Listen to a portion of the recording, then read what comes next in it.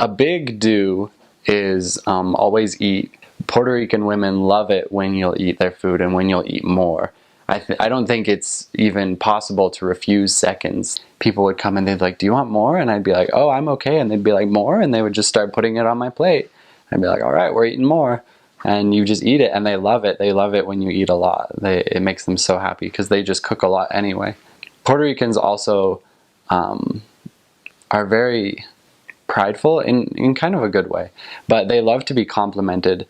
They love to talk about whatever they do, and they'll talk your ear off for forever about what they do and the things that they've had happen. And they just like to be listened to, I think, but they love to tell you stories and to tell you jokes, and so just laugh. And they're usually pretty good stories anyway, so that's a big do. I don't know if it's a do, but it's something cultural.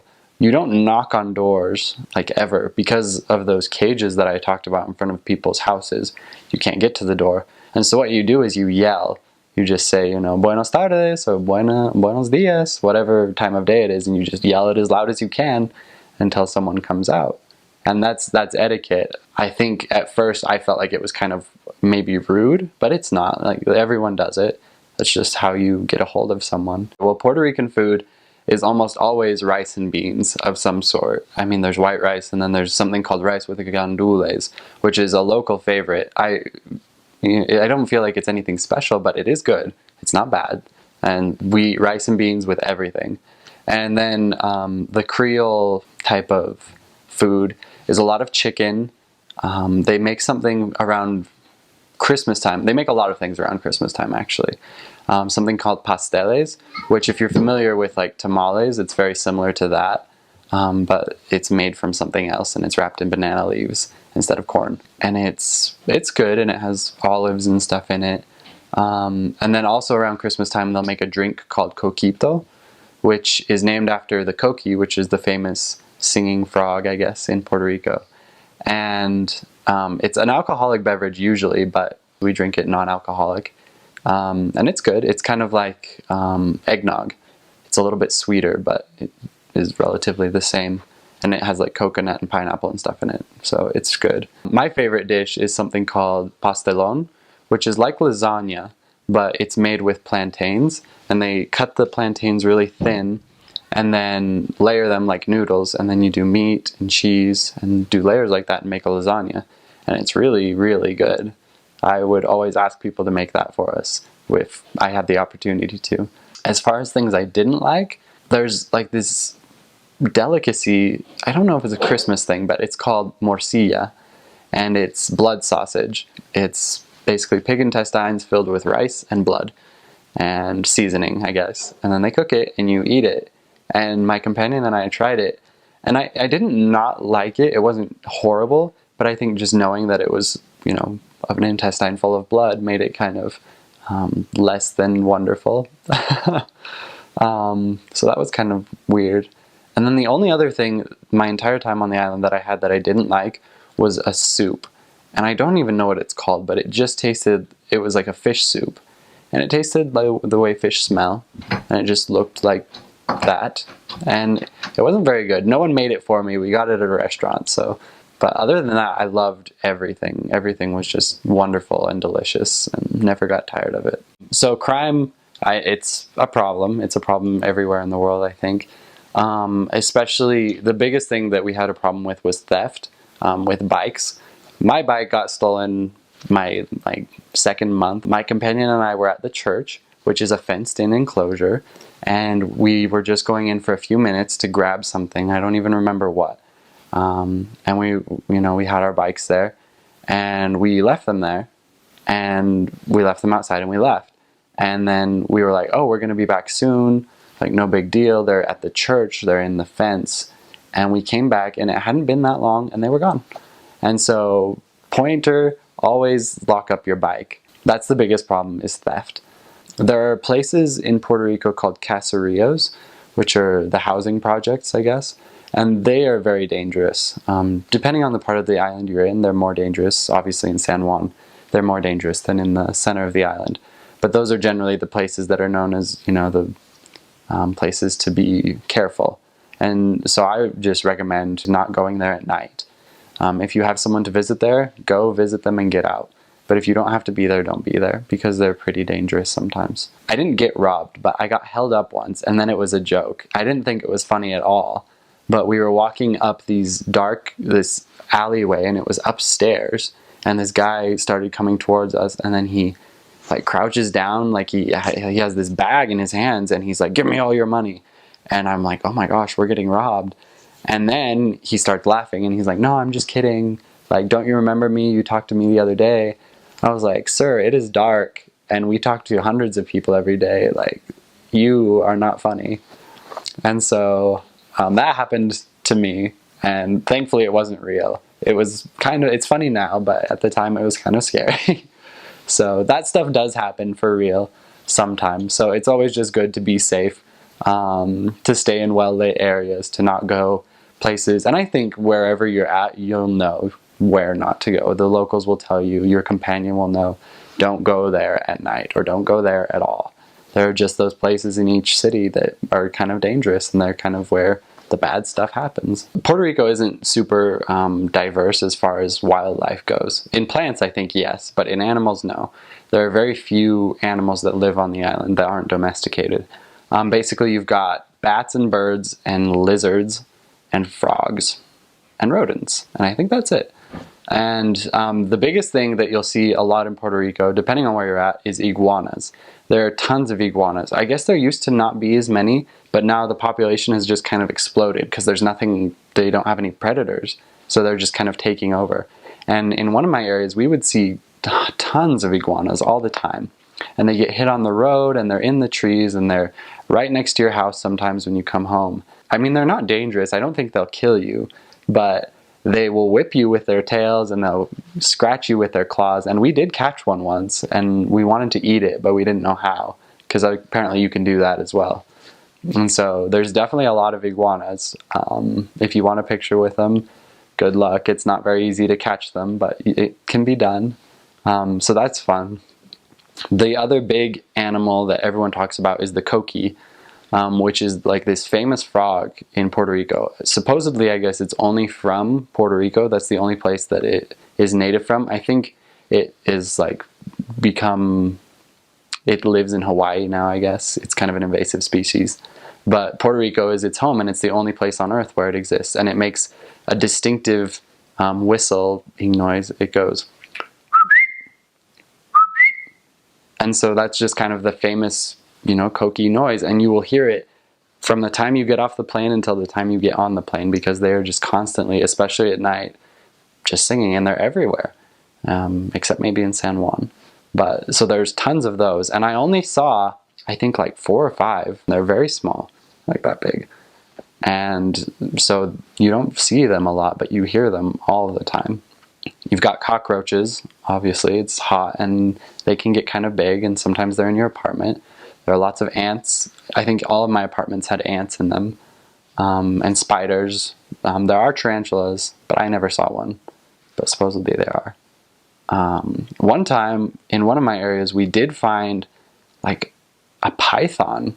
It's not native. There aren't a lot of big snakes in Puerto Rico, but one of our investigators told us that he had seen this snake on his property, and it bit his dog, I guess, and his dog didn't die. But then later, while we were crossing a bridge, we saw this big python, and it was just coiled up there, and we were like, oh my goodness. And my companion wanted to catch it, and I thought that was a bad idea, so we didn't, but we took some pictures. And so there are things like that. I think I've heard there are crocodiles in some parts, kind of invasive, just anything jungly. There are some, I guess. There are parrots in some parts, and those are native. Dogs, everyone has a dog, I think. They bark so much, and they'll chase you, and they will bite you. I never got bit by a dog, but I did have one experience with my companion when we were walking down the street, and 5 or 6 dogs, big dogs, came out, and they started barking at us, and they like surrounded us. And I took off my bag, and my companion was so scared. He was just cowering, and I had my bag, and I was ready to hit them, and I was going to. and they were like biting at his heels, and I was swinging at them, and finally the owner came out and he called them off, but we were pretty scared. So that's definitely something to watch out for as dogs. Always be ready to smack them or just scare them, because usually if you turn around and, you know, get in their face, they'll run away, but not always.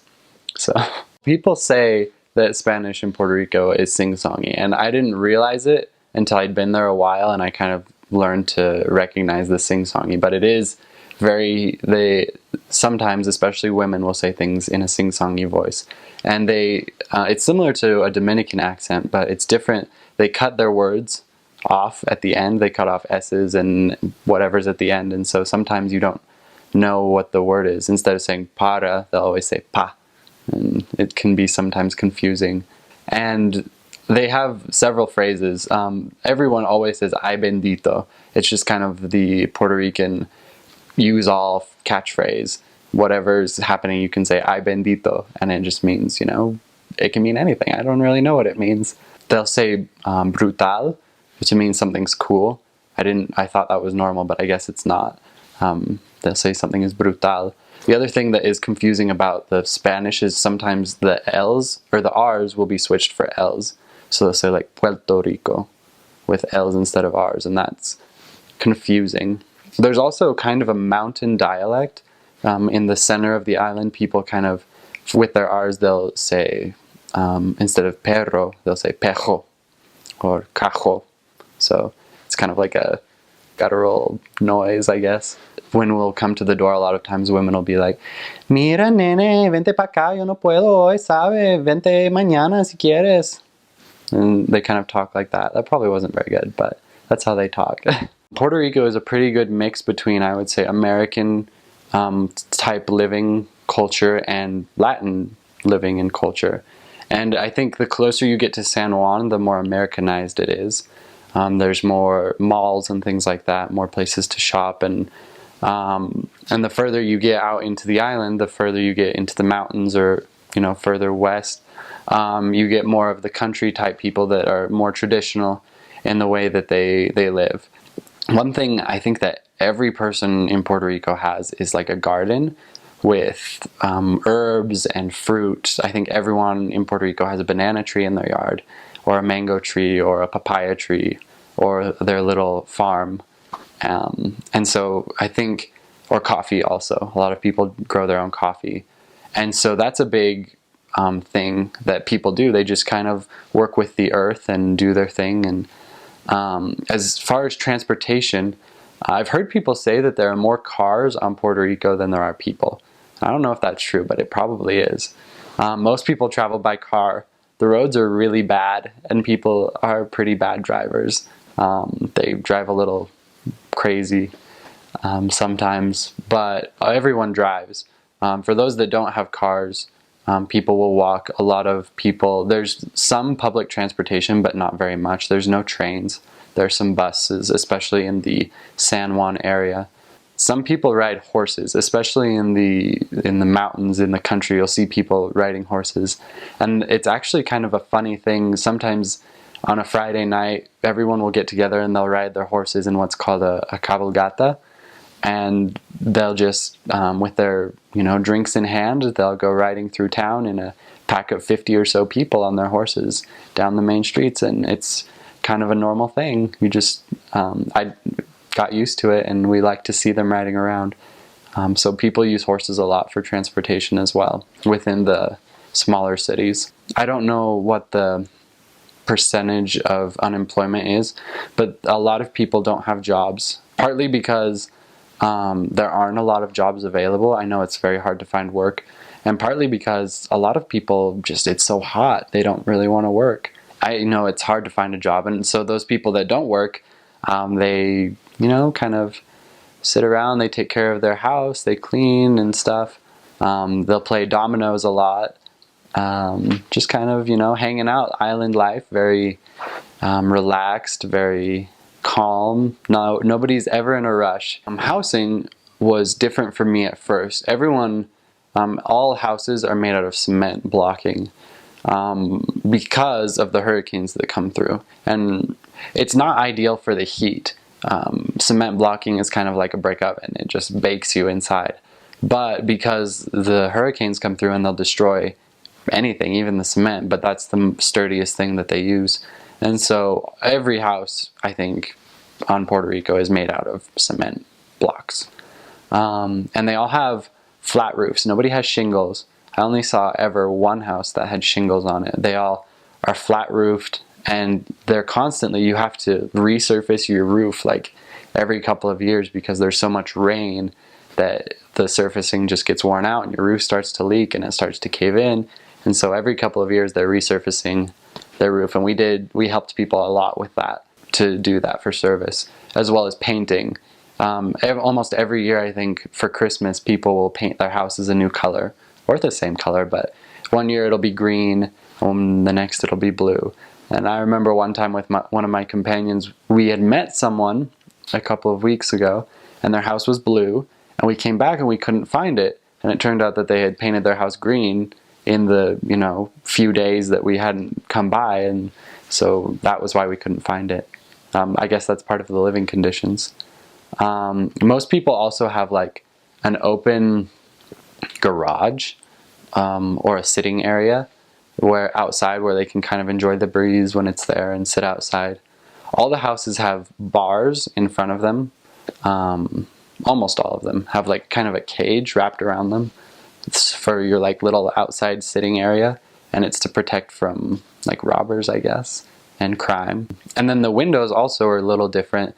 They're all like, they're not open windows, they're like little slats, because I think partly it's for safety, to keep people from breaking in, but also when a hurricane comes through, it's less likely to break those types of windows than a big pane of glass, I think.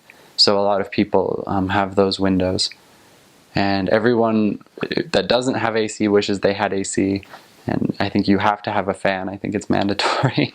Well, almost everywhere you can find some kind of a supermarket. There's not everywhere a Walmart. There's no Target at all in Puerto Rico, but you'll find Walmarts or Costco's in some areas, especially around the city. But there's always, some kind of a supermarket, Ralph's, I guess. And they have almost everything you would find in the United States. There were a couple of things that I couldn't find, that my mom would send me a recipe and I would go looking for something and I just couldn't find it. But there are also lots of things there that you wouldn't find in your average American supermarket, especially fruit like mangoes and fresh pineapple and papaya and things like that, passion fruit, star fruit, whatever. And then herbs like cilantro, culantro, any of those things. People eat a lot of chicken and a lot of meat, so there's a huge meat section, and lots of seafood too.